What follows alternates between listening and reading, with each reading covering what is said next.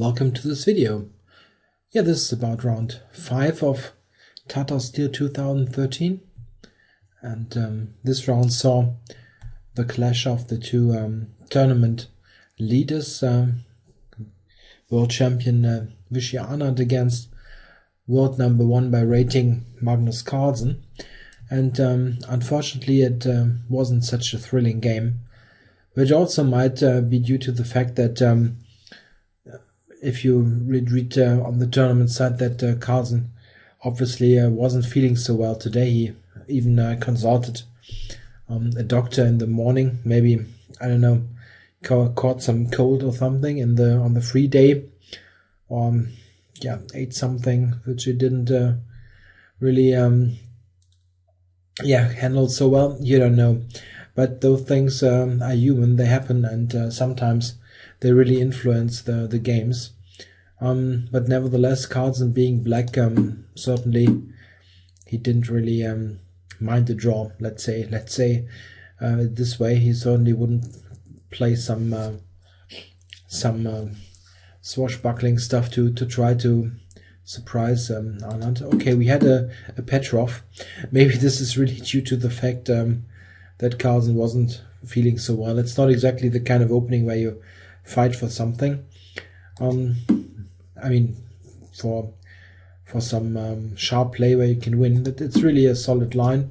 And we see the main line here, and now Carlsen even avoids any kinds of main line by going bishop to e7. The normal move here is d5, of course, and then it can get really theoretical with bishop d3, and like now playing knight c6 or bishop e7, and later c4. This is a very forcing opening where you need to memorize lots of concrete variation. And oops, I did this again. And Carlsen just played bishop e7, which is also a known move, of course, but look at what's happening. He just sets up a slightly passive position, which is tough to break down. h3, rook e8, and knight c3. This move surprised me a bit. I would really expect white to play with c4 in this position to grab the center with pawns, but this is also a bit bit of a matter of taste. Maybe I'm always a player who likes to put pawns in the center, so for me c4 and then knight c3 looks much more natural. But okay, the world champion played knight c3, knight d7, rook e1, and yeah, black is in a bit of a traffic jam on the queen side. He wants to transfer the knight over to g6 and then complete his development. Yeah, d5. This is probably the only way for white to go forward in some way. If you would just develop, it's hard to get anything. Let's say he would just develop a piece like this. Black probably would play something like c6 and just continue in this slightly passive but solid fashion, like this, and try to exchange on the e-file. This is in fact very solid for black, and it's certainly a good alternative maybe to the main line if you don't mind this slightly cramped positions. Okay, d5, c6. Yeah, he wants to battle this d5 pawn to break up this central dominance by white, and we see bishop f4, bishop d7. Yeah, white needs to control this point, winning a tempo, and rook c8. So black's got all stuff in play. Still white looks a little bit better, of course, with the space advantage and the nicely positioned pieces. Yeah, but it's hard to keep this this point all the time.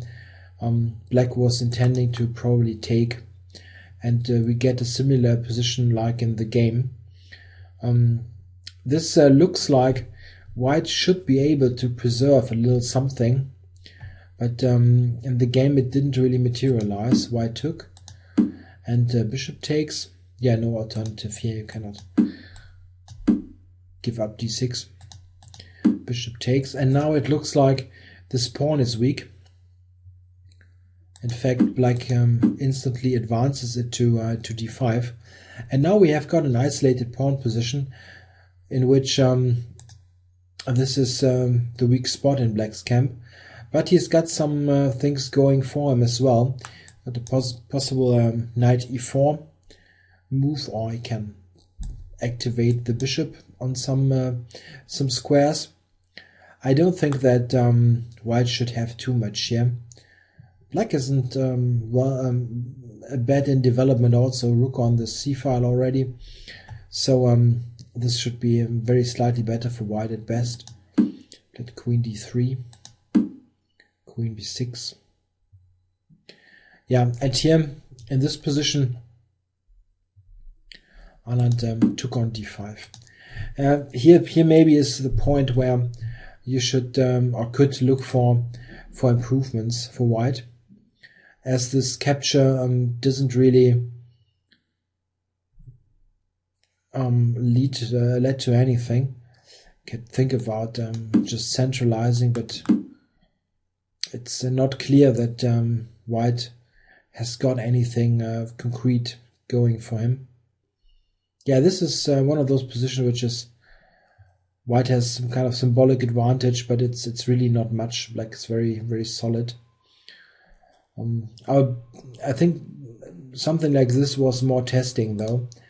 If you look at what happened, I think Anand maybe thought he could get a little bit of something with the more activity, with the better activity here.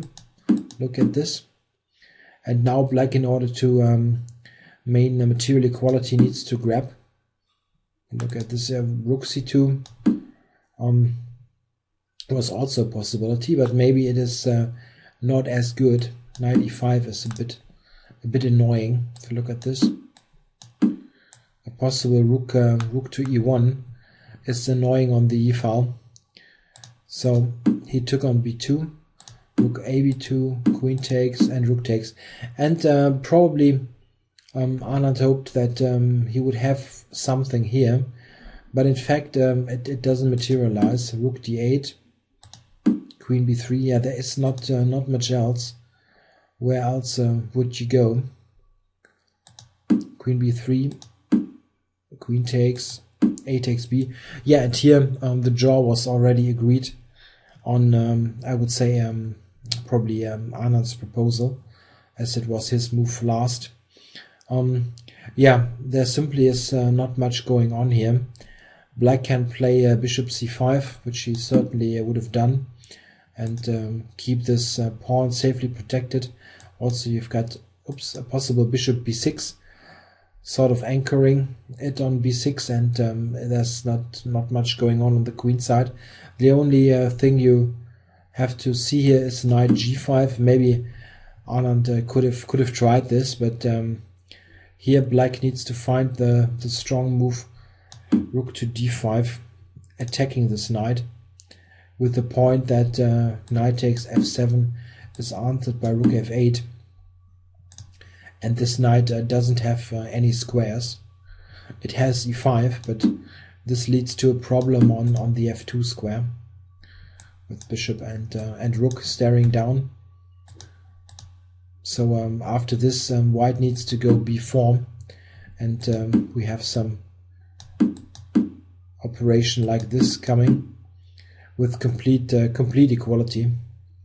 It's equal pawns and nothing happening. Yeah, this is what is probably the most logical continuation of all this. But Vichy offered the draw himself.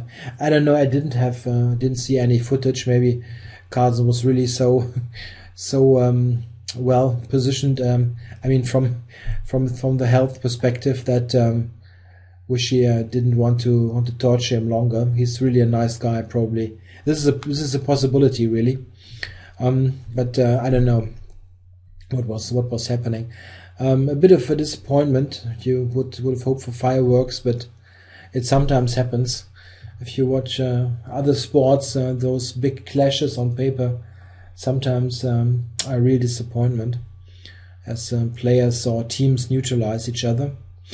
All right, a draw, but believe me, the other games had lots of action, so it was a great round.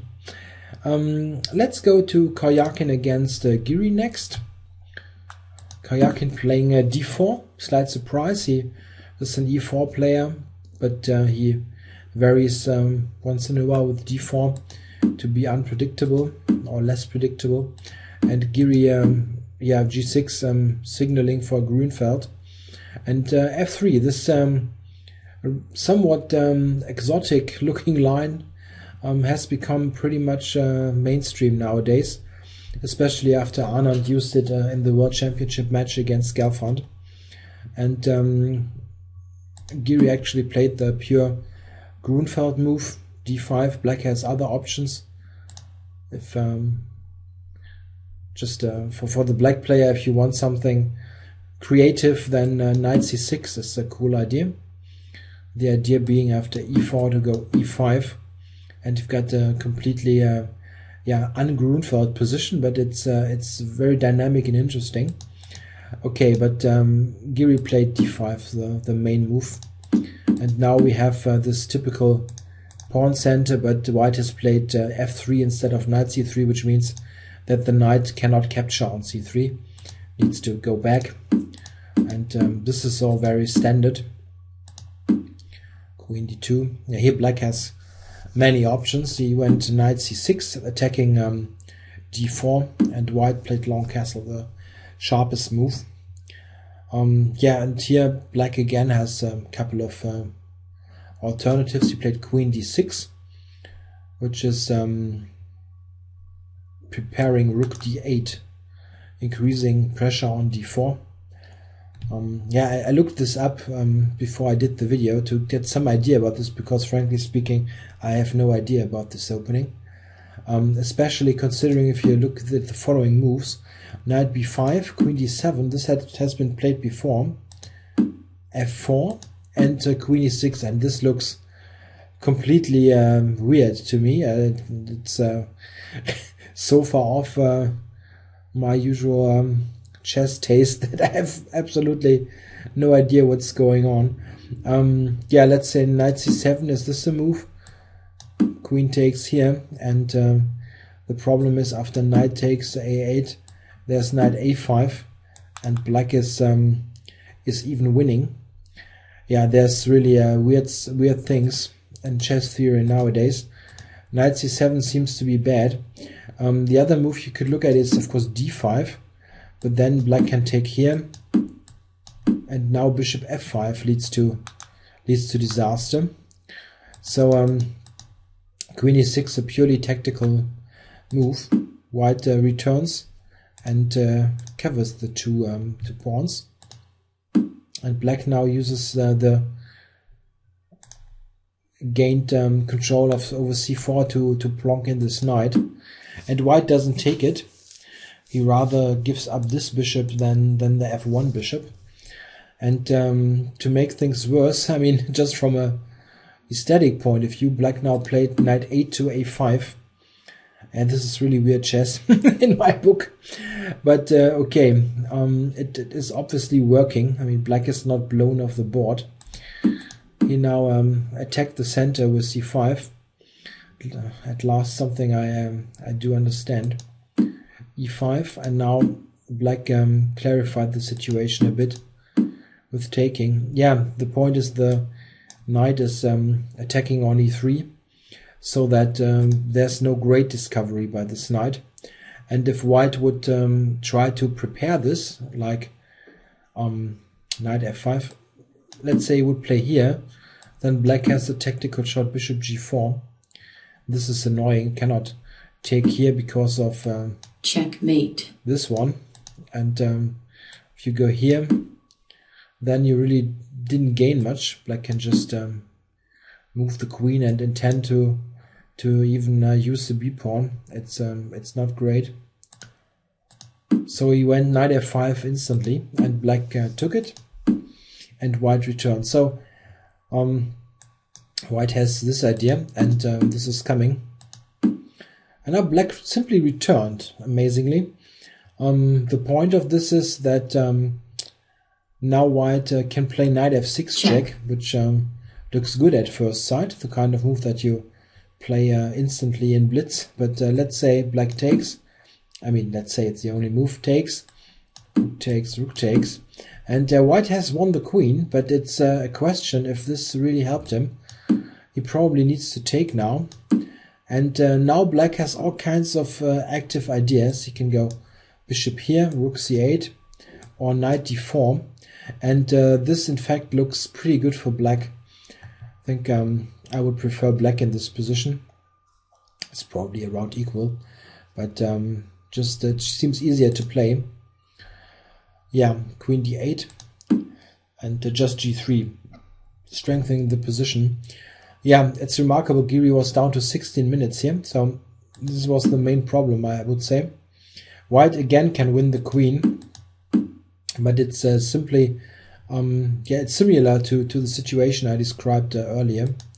White doesn't really want to win the queen, and now it stepped out again to a5. And yeah, if you look at this just from a first thought, you would say that white is somewhat better with those nicely positioned knights. The knight on d5 is very, very, very nice, and bishop on g7 doesn't look too active. But if you look at this, rook here and king f8 is a good prophylactic move to step out of the checks like knight f6 or knight takes e7, which tactically can be very, very annoying. Yeah, it looks like white should be better, but somehow it doesn't materialize in the game. Just this, and black is slowly improving. In fact, here with b5, b4, black is completely equalizing, and we had some further exchanges coming.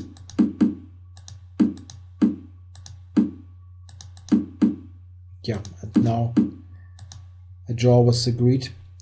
Yeah, black doesn't have any sort of problems anymore. The queen covers those two slight weaknesses, and black has two bishops. It's maybe possible to activate this somewhat later, but it's really not much happening in this position. G5 maybe an idea. Yeah, okay, draw agreed. And frankly speaking, the other games were far more interesting. So let's get to the other ones. Okay, we had Ivan Sokolov playing Levon Aronian, and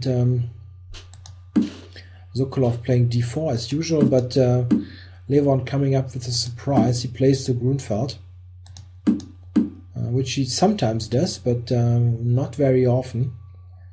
And Sokolov plays bishop g5, which is a bit cheeky because Aronian is the biggest expert in this line. His pet line is white, and Sokolov just plays it himself now. I didn't really check if Sokolov also goes for this line regularly. I think he usually plays c takes d5. Okay, but let's see what happened. Bishop g7 by Aronian, which is an interesting move. It looks a bit strange at first because you would imagine that white can just win a pawn, but this is in fact not good even, because now after bishop g7 black threatens c6 or e6 to get the pawn back, and it is impossible for white to hold it in the long run. So let's say something like this, knight f3, then there's c5 coming, e3, and something like this. The problem is once this knight moves, d4 falls, and it's not possible to prevent it. Something like this here. And at the end, black has the bishop pair and one extra pawn in the center with a very comfortable position. So this is quite an interesting move. White can try to take here, take with the pawn, and this leads to quite interesting lines. I had to look at this years ago. It's quite interesting. Okay, but Sokolov played knight f3, and this allows knight to e4, and we now transpose to a line which usually arises after 4, knight f3, and bishop g5 on the 5th move.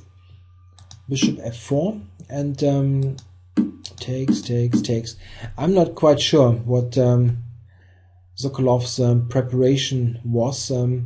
This is a rather rare line already. Usually this position comes up with the bishop here, like this, and then queen Check. a4.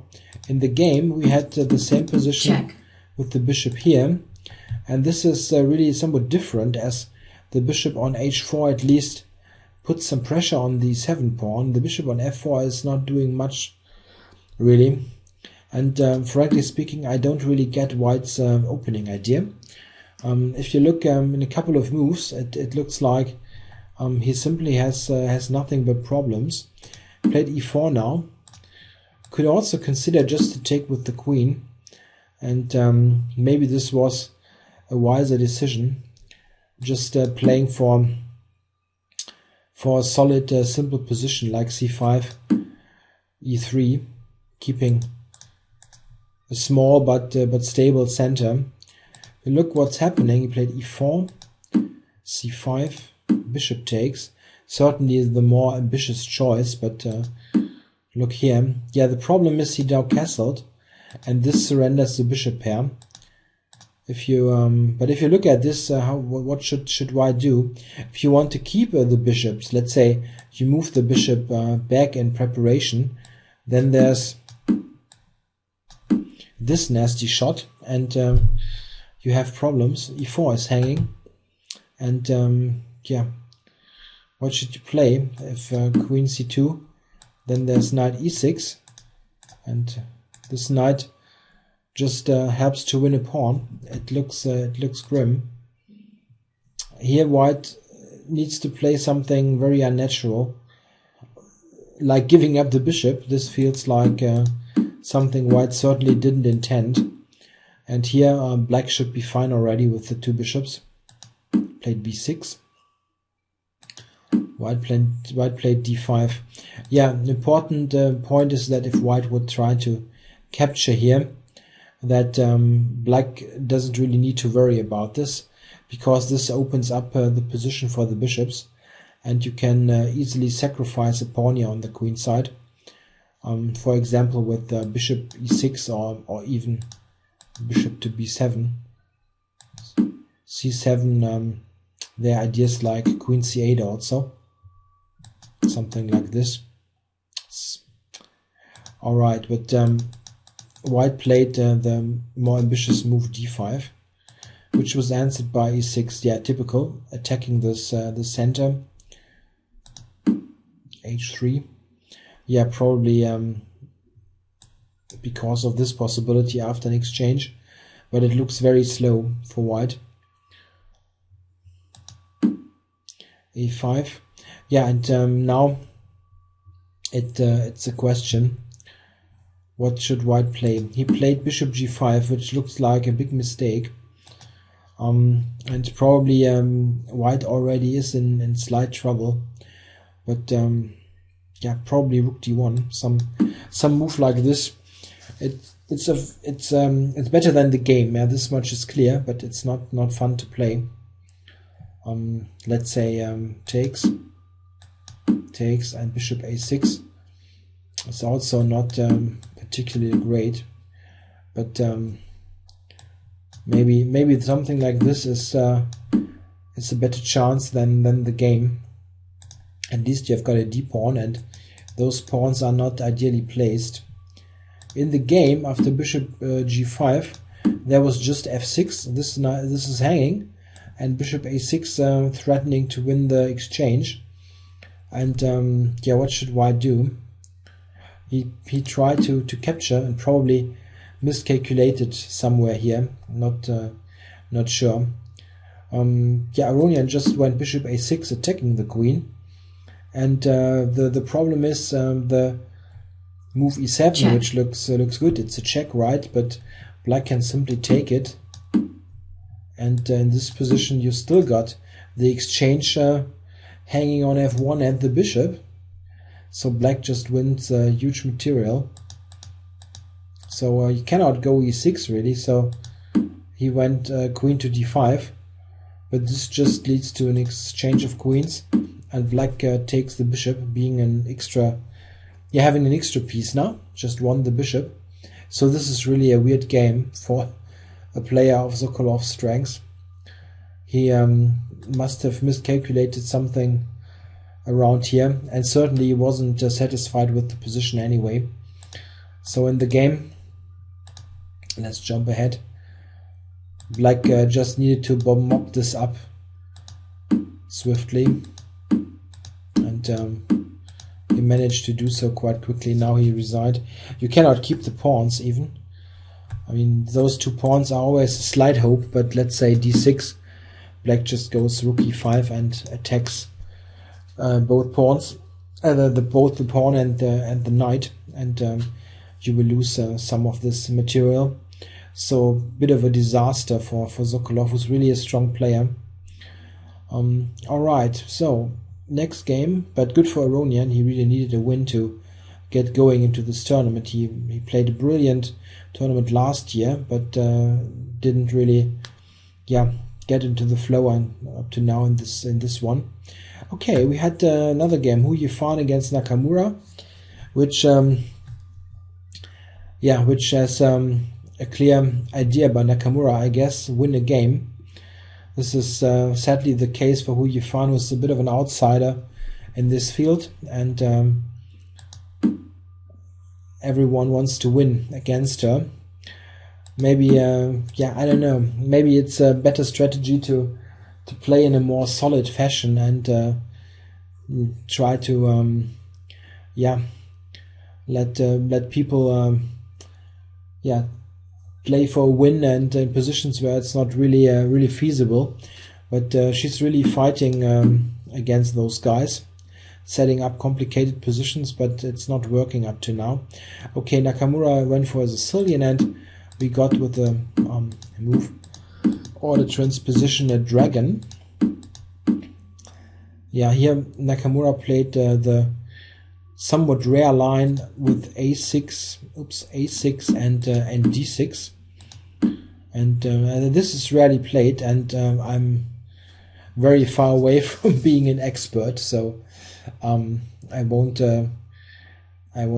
be able to judge the theoretical implications. So black plays knight to a5 to get this bishop, and white goes for this exchange, which makes sense.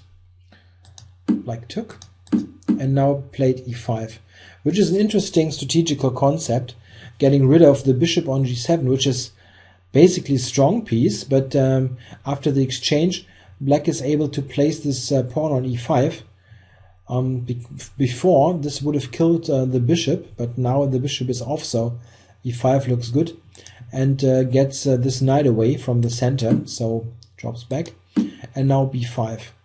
Yeah, this is a position which looks more like a Najdorf or a Sveshnikov in a way. The unusual thing is that white hasn't castled. She castled long, quickly. Here's an interesting point. Before, here she played knight to a4, and this is, I don't know, I really don't like it. Maybe there's not a great alternative, but I would really prefer knight d5. Don't like to put it on the edge of the board. Maybe I don't know what black would play. Probably here. Check. Just putting some moves on the board. This one. The problem is that also this knight is not a great piece at all. Where should it go? It doesn't have a clear route. I mean, it would be nice. Maybe e3. Yeah, e3 would be a good square. Yeah, this is a possibility. White could try to put this on e3. On e3 it would cover c2, cover d5. This would be a good place. Yeah, but maybe let's say something like this: castles, bishop here, and I know knight g3 with this intention. It's certainly not threatening for black, but it looks rather solid. In the game, after this knight a4, let's just have a look at this position. Black took, played a5, castles long, and rook a6. And now you ask yourself, what is this knight doing? It will never go to b6. Black has just covered this, and yeah, maybe it can go to c5, a tactical way, somewhere along the way, but it doesn't have any natural square to go to, and it just feels wrong to have this piece on a4. Yeah, probably it's not so bad for white, but I don't like it. Just from personal taste. Okay, she went h4, bishop e6, h5. Yeah, the typical h-file opener. Yeah, knight takes is probably a bad idea, giving white some on this one first, I don't know, and then knight, queen h6 and g5 coming. Yeah, black has no interest in taking this. Queen e7, g4, and knight to d7. Yeah, and here I think not so much is going on, but look what happens next. She played f4 now, and I don't know. I think black is comfortable, no doubt about it. This knight is not playing, but black also has pieces here to make sure that it is not playing. And I don't think that white is so bad in this position. If she would just play some normal moves like king here and slightly improving. Also, maybe thinking about this knight, it hasn't got much to do. Also, maybe even here is an idea to transfer to e3. Yeah, black certainly doesn't have any trouble, but yeah, but in the game she played f4, and this is probably just a miscalculation. Black just took the pawn, and after f5 also grabbed this one. And okay, it opens up the position, but it doesn't lead to an attack. Black always has got the simple move knight to f6, and this covers everything. It's simply a point of logic, because, well, this knight is not helping.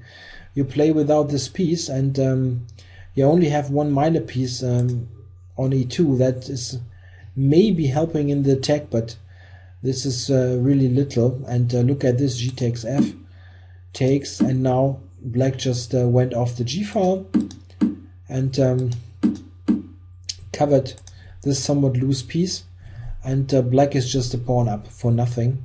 And it's even a big positional advantage if you look what's coming. e4, queen e5, and now you see that black has a very active queen.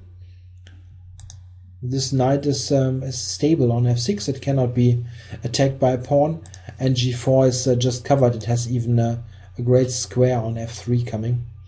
So this is probably just winning for black, and Nakamura did a good job in mopping this up.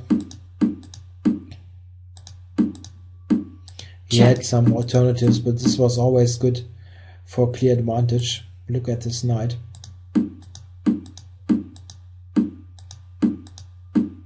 Yeah, black has the extra pawn and the better activity of the rooks. Check. Yeah. This is coming, and those pawns are weaker than black's counterparts. Check. And resigned. Yeah, simply after takes, black will win both pawns and have an easy endgame win. Yeah, sort of a strange game, I think. This f4 move is just based on some miscalculation, and I'm not sure what miscalculation exactly. It's not clear to me. But it also feels this putting this knight on a4 doesn't feel right to me. Maybe you should really go to d5, and it's the admission that you don't have much, but I'd rather have very little and solid position than play with this offside knight. I don't know. It looks strange to me, but the real problem was, of course, this f4. If you don't play that and play some solid move instead, it all should be still quite okay. Alright, so next game, Lamy against Wang Hao.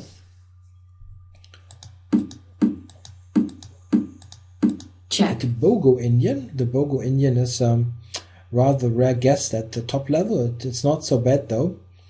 It has some quite interesting lines. Let's say here, and this was played in the game. This is an interesting way to play for black if you want to get a slight imbalance on the board without risking too much. Yeah, white captures and black captures, and this looks a bit weird at first because you allowed a capture away from the center, and you have this somewhat loose pawn on b4, but the idea is that this pawn nicely controls the natural development squares for the knight. And black, in fact, if you look what's going on, often has this setup on the queen side, which has the long-term plan of playing e5 and provoking some move of the d-pawn, so that black's knight can even jump to c5 later, and it cannot be attacked by b4, of course, because black has the pawn himself on b4.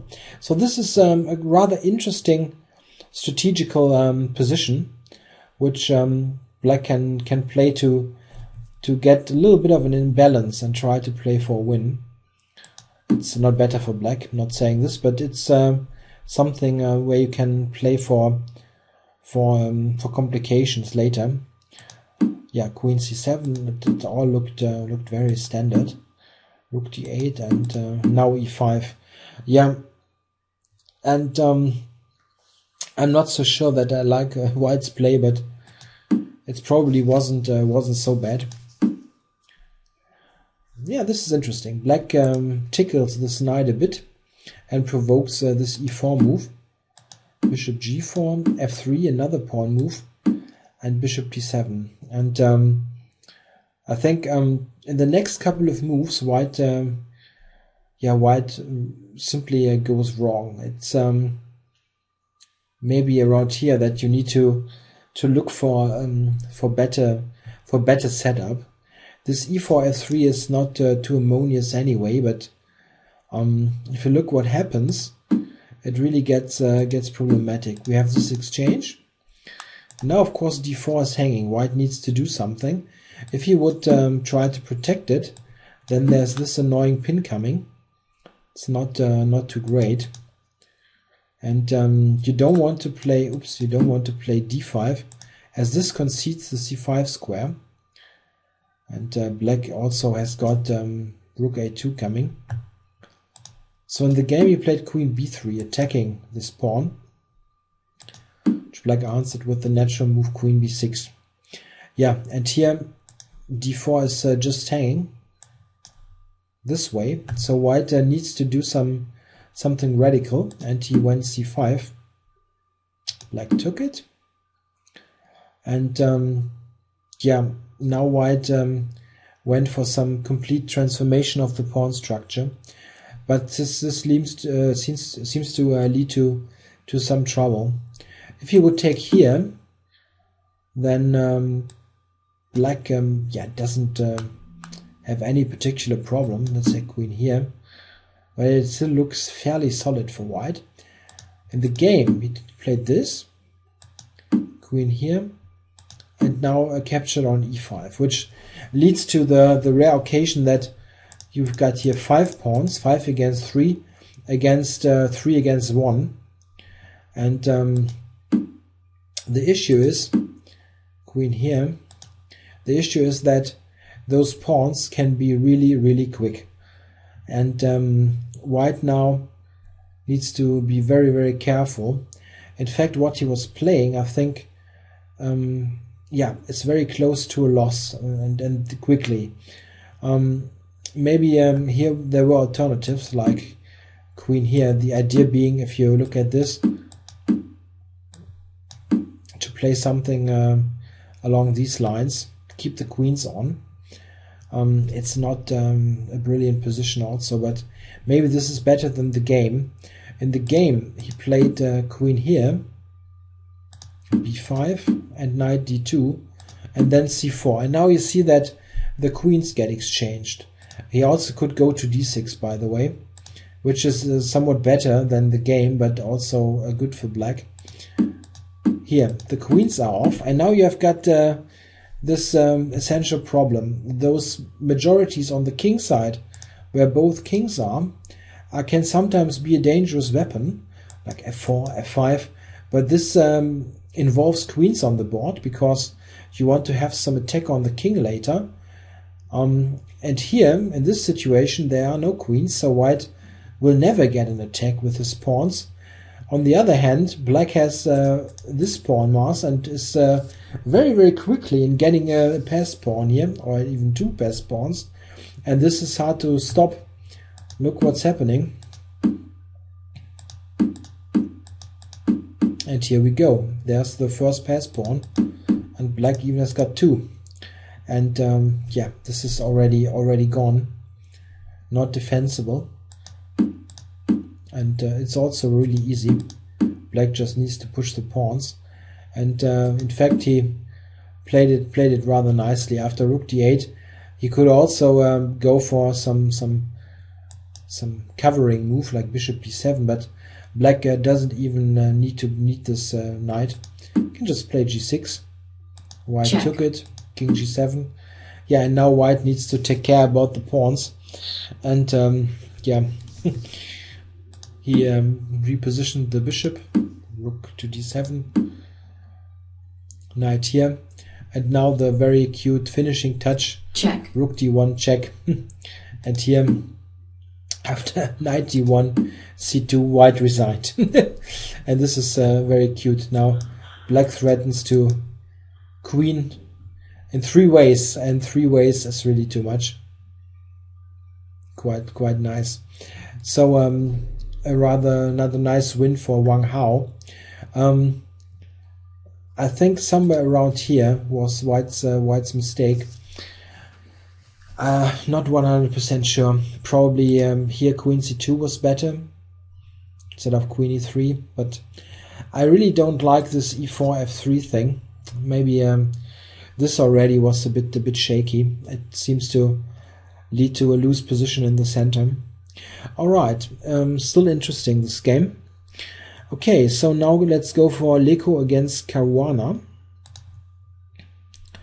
And we got Ruy Lopez again. Yeah, this fashionable line with d3. No one wants to play the marshal. Yeah, and this is the main response nowadays. That I play myself actually with black. c3, castles, bishop c2. Yeah, this is interesting. This bishop c2 move, he prophylactically removes the bishop against knight a5. Yeah, Caruana played b4 here, rook e1, and rook e8. Yeah, here there's also an alternative, taking and d5. This has been played 2 times by British Grandmaster Michael Adams, and he drew both games. I don't want to get into a big theoretical discussion here, but this kind of approach looks more active, at least. The thing is, Caruana gets into a pretty standard looking Ruy position, but it's very uncomfortable suddenly. I'm not quite sure where the mistake is. This looks still very normal. Knight f5 is a typical idea. You want to use the c pawn. White cannot take on b4. After knight c6, you get b4 back and have a good change of the pawn structure on the queen side. So what I mean is d4, and now after a couple of moves, black goes c5, and this was the idea of knight a5. This is a fairly standard structure, which should be slightly better for white, but not a big deal for black. And to be honest, I'm not quite sure where he went wrong, because a couple of moves later, black really has got a very uncomfortable position. The problem is white always has the c4 square, and a couple of moves later we see white was able to play a4, a5, preventing knight b6, and this means white will install a knight on c4, which cannot be driven away. And black also couldn't play a6, a5 himself, as this would surrender b5, also not what you want. So this is really an annoying position. He tried, of course, to relieve the pressure by exchanging something like this. And now queen e2, which is a good move. Here bishop c2 was also interesting, keeping this on the board. It was an idea, at least. Maybe white didn't like this possibility. Okay, but queen e2 is perfectly alright. What Leko was aiming for is this position. Exactly this structure. This structure is really a problem for black. The knight, especially, is such a great piece. It cannot be, driven away from this square. It covers a5, this annoying pawn that always controls b6, and also this knight controls the important b2 square, where black rook might pop up at some point.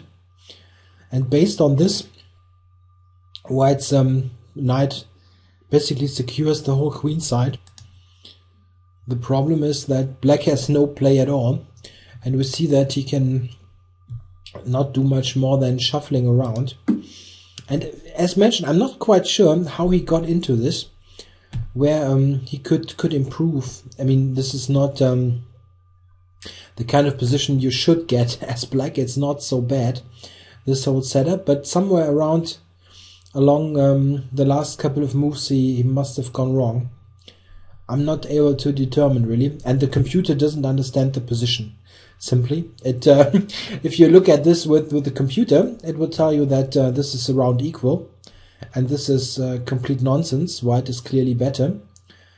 Houdini might have 3,300 on some list, but if it tells you this is equal, it has no idea about chess. White is clearly better.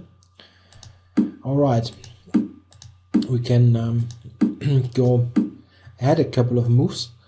And this is the problem. While the queen side is securely configured by white, it cannot. Black will never get anything here.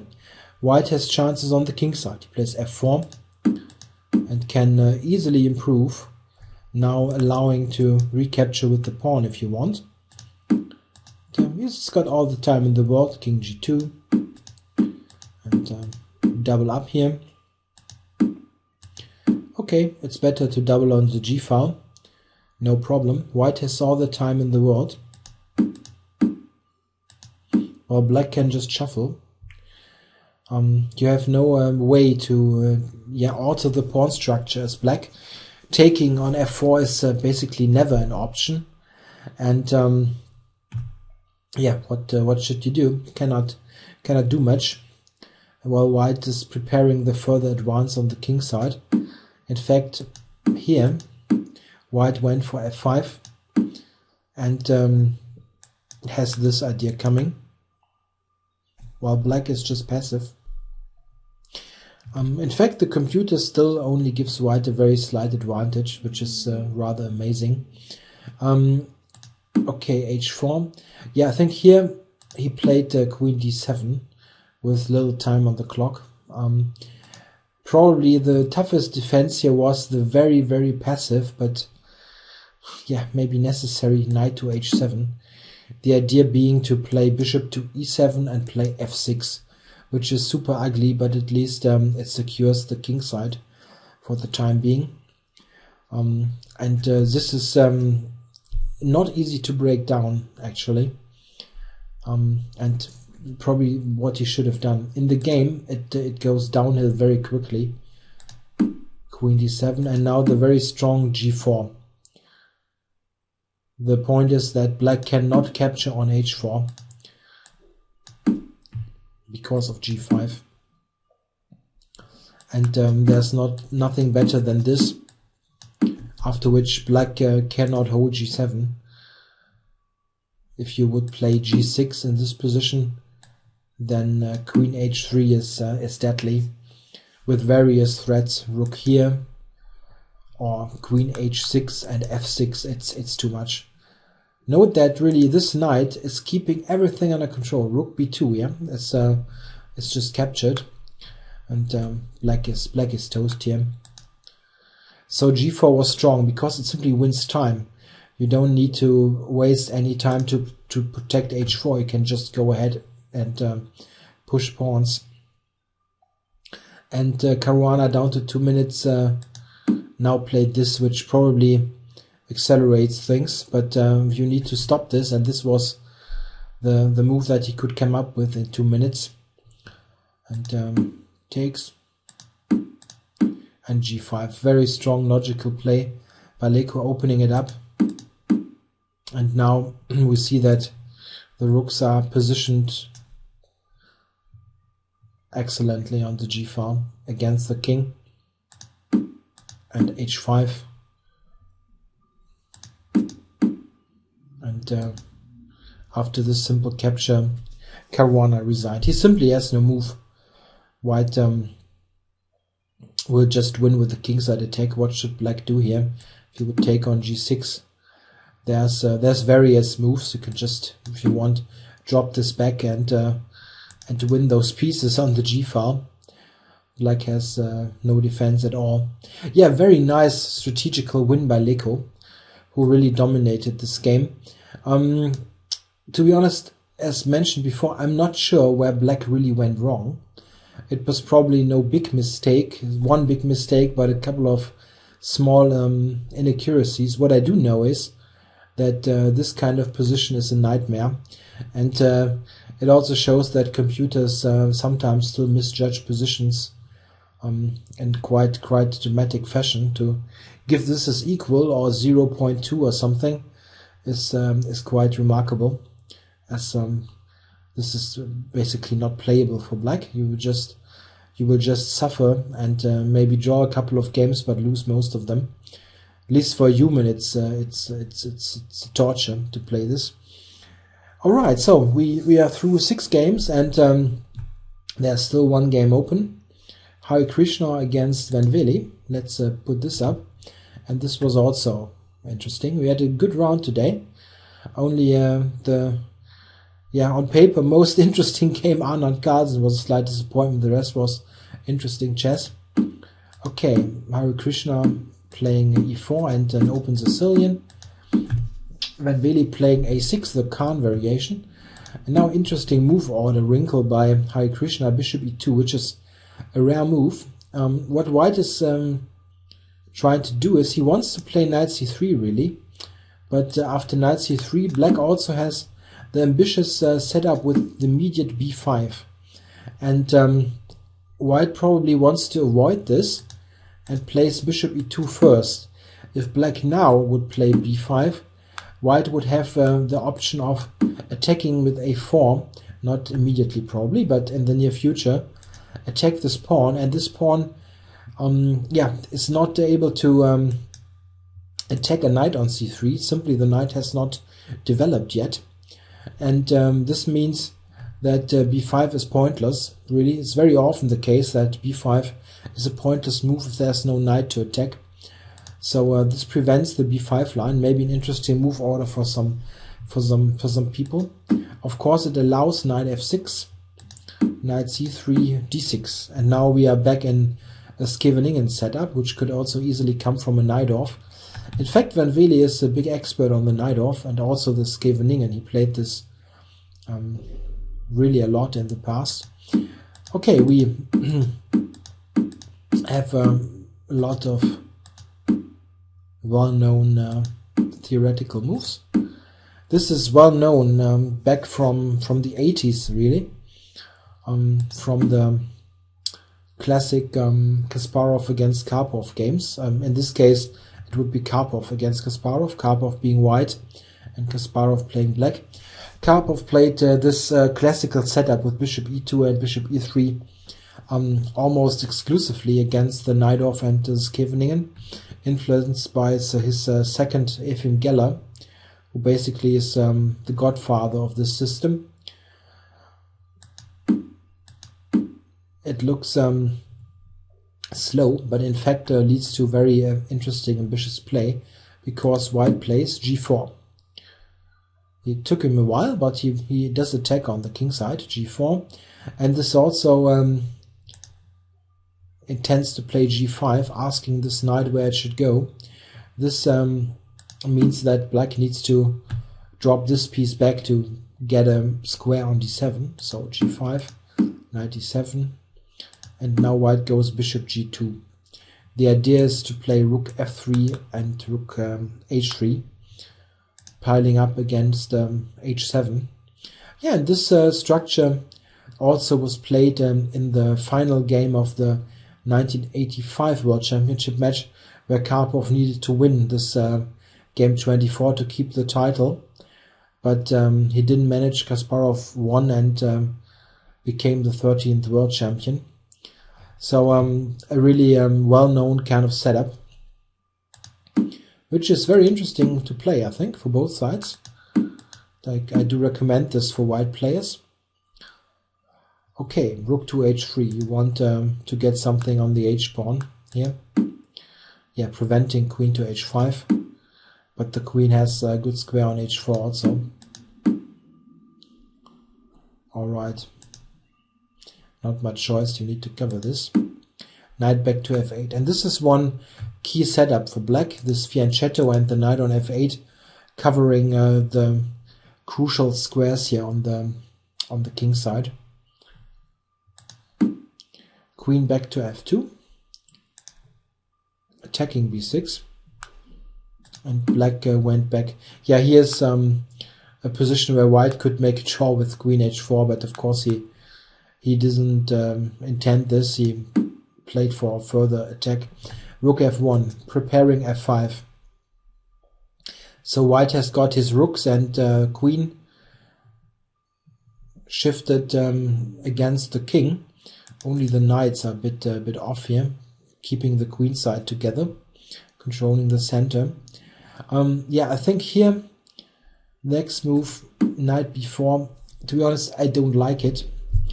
It seems, at least after quick analysis, wiser to me to drop this knight back and help with the defense. White could play a bishop d4 like in the game, but for example, bishop d4, yeah, takes, and rook c8, just a sample line. This is not forced at all. Then the knight on e7 at least has a look on the f5 square. So if white would try to push this now, then you could get something like this, just for Check. example, yeah. And rook e1 here even. So maybe this move and a rook e5 controlling d5.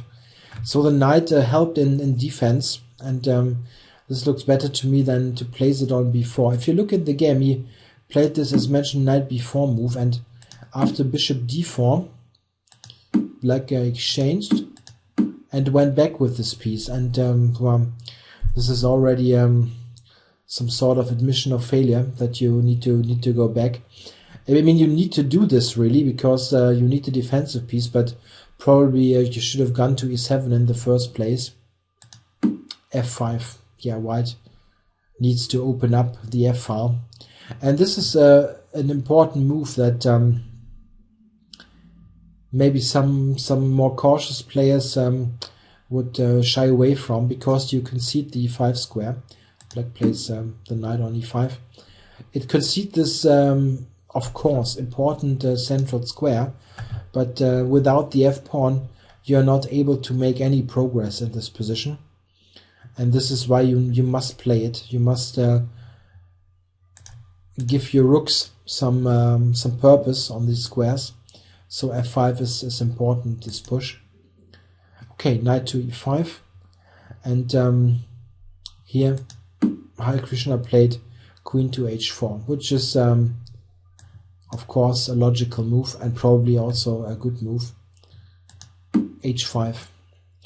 Yeah, in fact, I think this move is probably losing, but it's very tricky. And Hare Krishna didn't play the normal move here. I think he could have just he played this one. I think he could have just taken, and this seems good to me. There are in fact a couple of interesting tactical points in this position. If black would, for example, go to h7, which looks normal, blocking this pawn, then white has the immediate winner, knight takes e6. It's quite cute. Takes here. Then, yeah, what should black do if you take with the knight? Then rook here, king and queen g5, just wins. Black can resign with a clear conscience here. This thing is just falling. If you play rook g8, there's rook g7 and queen g6 coming. Black has no defense at all. Yeah, black has not is not forced to play king h7. There are other moves, but white retains a very dangerous game anyway. He simply opens up the king side quickly. Often you must be cautious with taking those pawns, as their own pawn sometimes blocks the avenues for attack, so to say. But this doesn't seem to be the case here. For example, also queen d8, there's h7 and f6 coming. And this is also a disaster. Queen h6 is a problem. Of course, knight takes f6 needs to be taken care of, but a possible idea is this also. So it looks terrible. I mean, the computer is on +3, which means it's completely winning. So this seems to win. What he intended is also very logical, very human. He played knight to e2, the idea being knight to f4 or g3, but f4 mostly, putting pressure on both pawns and intending to sack the knight on h5.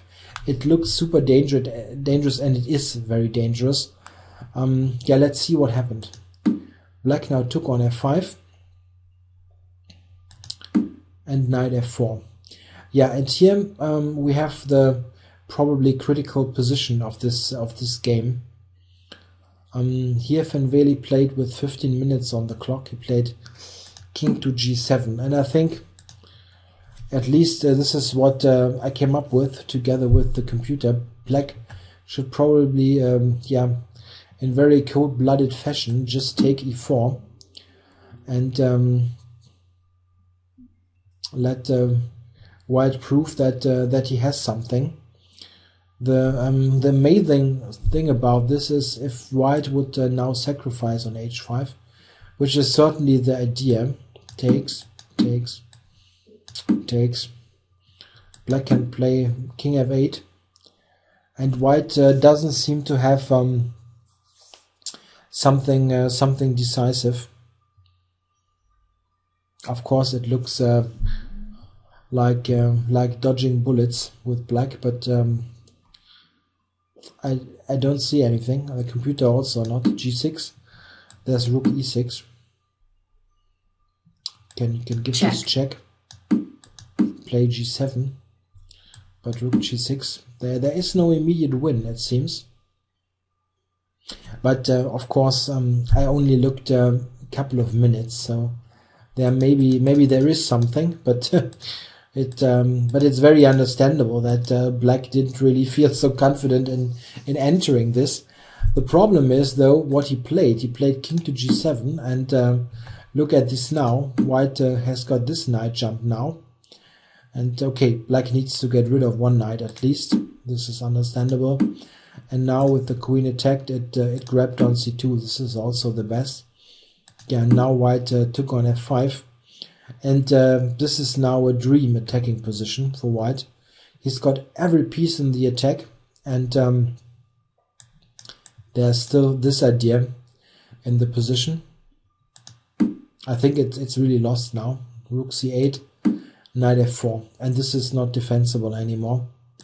Played king to h8, covering the h5 pawn. took. Yeah, black needs to recapture. Check. And then knight e6, and this is just a great attacking piece. King here, and bishop to d5. Yeah, the thing is, if black would go to h7, which looks more natural, then there's this move, threatening the queen, and threatening queen takes h5, and this is completely over. Queen e2, black can try covering this, but then there's this move with the funny point. If black takes here, check. There's this checkmate. Need checkmate. Yeah, so this check, he needed to go to g8, which looks terrible really because of this move, but yeah, the other one was even worse. Queen d2, attacking this bishop, so a discovered check would blunder this piece, so this isn't a great idea. Queen e4 though is good, centralizing the queen and eyeing the g6 pawn. Rook c1 and rook f3. Of course h5 wasn't a good target anymore, but this looks nice. It puts the rook on the f-file, and of course black cannot capture here. Checkmate. Mate in 1, so this doesn't help. Black played king h7, and here we have a very interesting occurrence, which is really really remarkable, I must say. Look what happened. You can look at this game and at this position and try to solve this. White wins in 3 moves. I keep this for a moment, and now I will show you the solution. Stop the video if you want to look for yourself. White played rook f7 check, which forces the capture. If black would go here, there's checkmate. This mate again, so takes. And now white found the very very nice finish. Queen takes g6 check, sacrificing the queen. Checkmate. And this checkmate, very nice. The king is checkmated, and all white's pieces are used. In fact, he wouldn't need the rook actually. It's very nice. Yeah, those 3 pieces do the job. And what is really remarkable, actually, in this position, white can also play something different. He could take on g6 check. With the queen. Yeah, the idea is king takes is checkmate. The same mate, and knight takes. White plays knight f7, check. Rook f7, king, checkmate, and this mate. So we have some sort of dual solution. White has 2 mates and 3 in this position. They involve the same moves, but they are in a different move order, and we've got different mates with rook f7 and rook g7. Very nice. Very nice, really. But okay, Hare Krishna's solution was check. This mate that I showed before, and after queen g6, when Veli actually resigned. Yeah, I think I would have taken and had this on the board. It's really really nice. Yeah, a very attractive win for Hare Krishna. Maybe black could have gotten even a better position here instead of this king g7 playing taking on e4, but this is really hair-raising stuff, very difficult to assess. Very typical of these sharp Sicilian lines. Okay, a deserved win, I think, for Hare Krishna, and a very cute one at the end with this checkmate. Yeah, a great round, I think. Hope you enjoyed it. Very long video, but it had lots of interesting games and good content in this round. Yeah, thanks for watching. I'll be back with round 6 tomorrow.